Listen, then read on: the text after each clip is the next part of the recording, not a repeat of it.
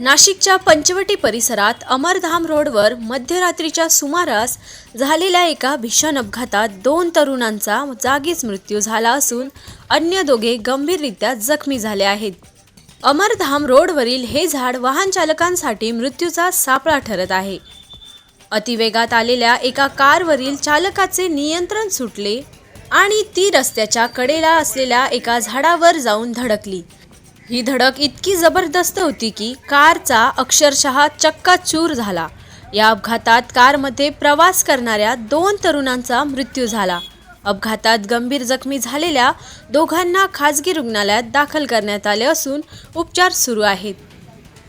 या घटनेनंतर स्थानिक नागरिकांनी तीव्र संताप व्यक्त केला आहे। अशा बेदरकारपणे वाहन चालवणाऱ्या चालकांवर कठोर कारवाई करावी, तसेच या भागात कायमस्वरूपी वाहन पोलीस तैनात करण्याची मागणी नागरिकांनी केली आहे। आरबी न्यूजसाठी मलिक शेख, मोखाडा।